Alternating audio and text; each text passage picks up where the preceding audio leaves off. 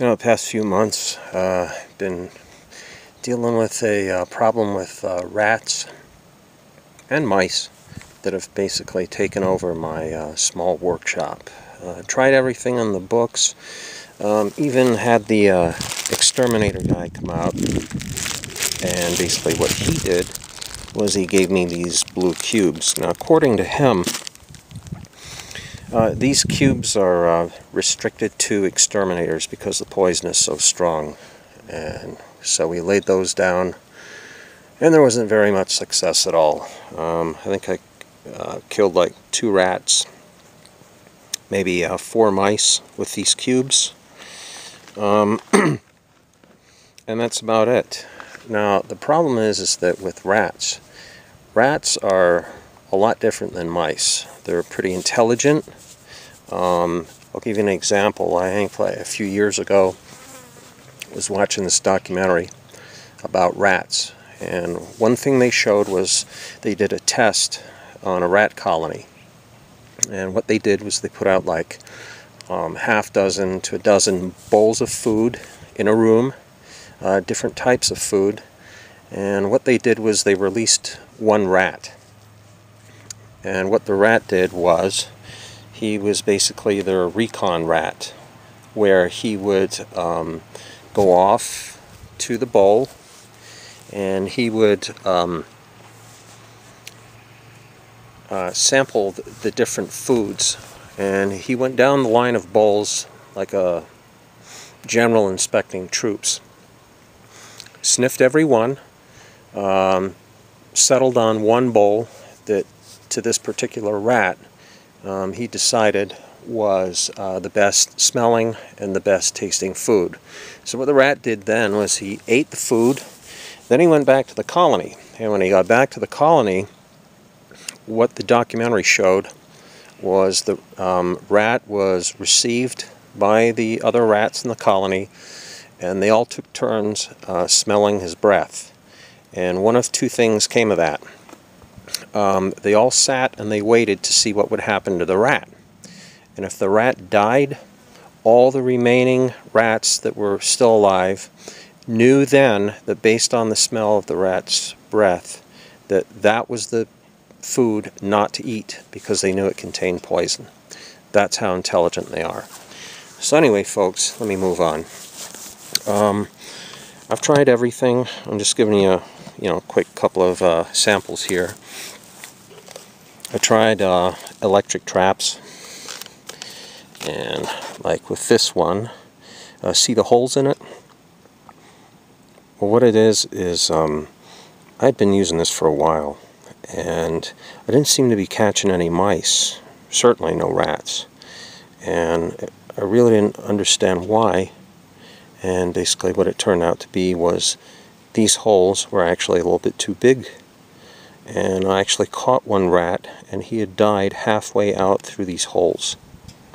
Okay, and I think that's what was going on. They walk through this tunnel and they step on these electric plates inside of it, and it basically electrocutes them to death. But unfortunately, when they stepped on this metal plate, they got zapped, and then they would just dive through these holes and get away.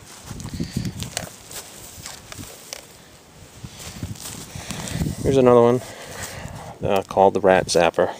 Right, same thing. Put batteries in, supposedly it zaps them. The only problem is that you gotta get them to go in the tunnel to begin with. And like I said, rats are just way too intelligent. You might get 1, you may even get 2. Then after that, the game's up. They know. You guys have probably seen this. This is your glue traps. Okay? And the problem I found with glue traps is that they have to be anchored. If you just lay them out on the ground somewhere, what happens is, in particular rats, they're so big that they have the strength, they just kick themselves free. So in order for glue traps to be effective, you have to anchor them. Here's one of these traps that you catch them alive. This is for mice. And, excuse me, you catch them alive, and this particular model has got like a little glass roof on it, and you can kind of see down into the trap to see if you've captured mice. Well, the problem with that is that it works. That one works good. That definitely catches mice alive. I've done it before. There's two problems though. The first problem is that you have to check the traps every day, because if you don't, they die. And once they die, then they start to decompose and they start to stink up the place. Then you've got a fly problem. The second problem is well, it's not really a problem, but I'll tell you, one time I forgot to check the traps, and I actually caught like 4 mice at one time. So the first one to die, they all turned cannibal and ate the rest. Or, excuse me, they ate the dead one, which makes for a nasty cleanup. Now the other problem is because they're alive, what are you going to do? I don't think you're going to release them back into, the environment, because they're just going to come back. That would be stupid. So you're probably going to have to dispatch them. Well, the minute you slide open that lid, that's it. They shoot out of there like rockets, and they're gone. So that's a problem. Anyway, what you got to keep in mind is that certainly for a WROL situation, you guys have probably seen all the problems with the Eurozone. They're on strike. You probably know, even in this country in the past, whenever there's been a garbage strike, the trash just seems to pile up and pile up. And once that happens, you have a massive rat and mouse problem. And we all know from past human history, rats and the fleas that were on their back is what caused the Great Plague. They're carriers of disease.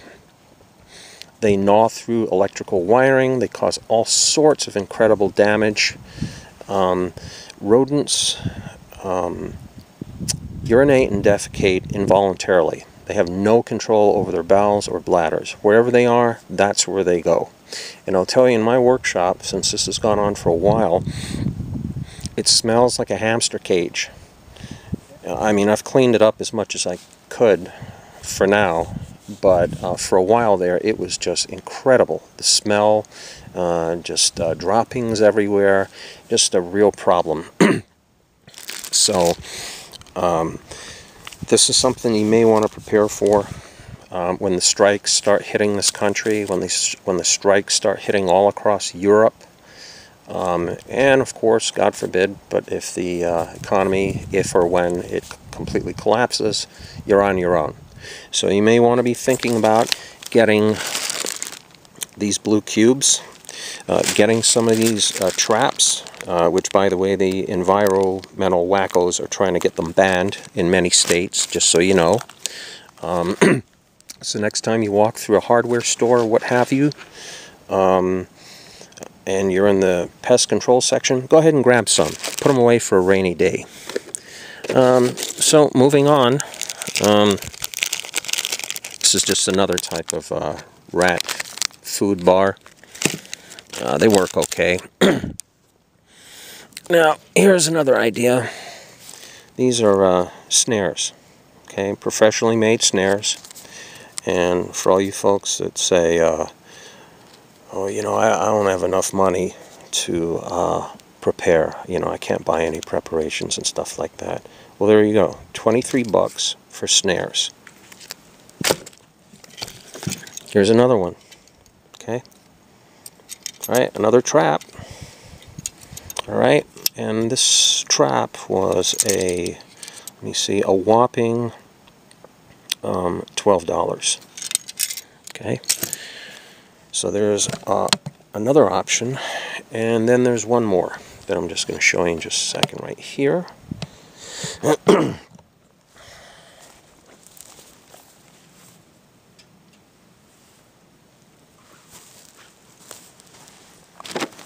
Okay, and what we have here is another small rodent rodent trap. And what happened was this. I got this and I placed it in a place where I thought the rats were going to be. And I left it there for a few days and I had no success. So if you don't get any hits, you don't get any success, go ahead and move them to another place. Even if you think, nah, they're probably not going to be there. So what I did was I moved it. And last night I put the trap in another place that I thought the rats would be, and here's what happened.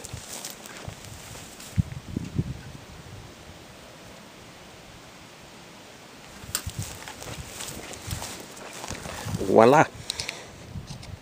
Got him. Got him in one night. Okay, so here's another thing. See these traps? These traps are really pretty good, and of course they're reusable.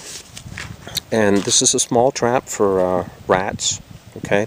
But they make them bigger. And what I'm saying is you guys may want to go to some of the big box stores, a Cabela's type of a store, and get some of these traps, because they make them for bigger animals. And if you look at some of the videos that they have on YouTube, you know, by the time you view this video, I'm going to try and put some of the links in the box below. So go ahead and take a look.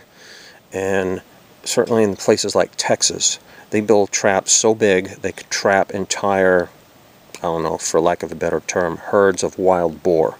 So you can get them in all sizes for whatever type of game it is that you're trying to capture, or whatever type of pest you're trying to eradicate.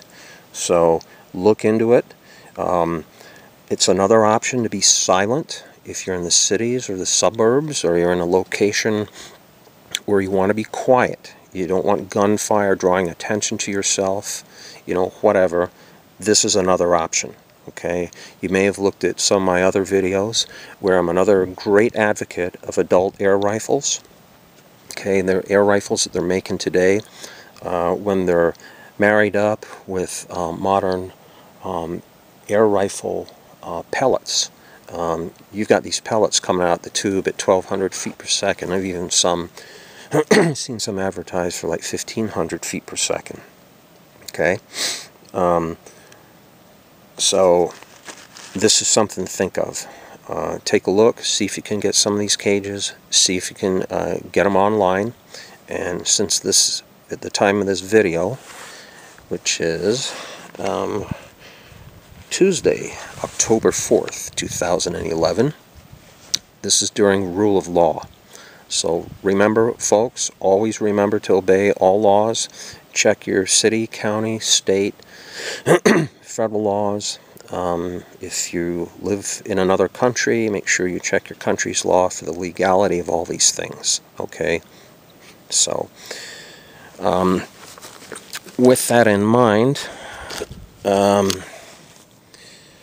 what's going to happen here is I'm going to go ahead and dispatch this Vermin here with some Remington 22 long rifle yellow jacket hollow points.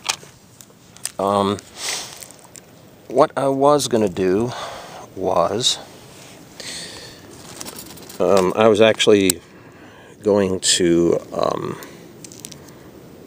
if I can get this thing on camera, I was going to go ahead and pop them with a 22 Magnum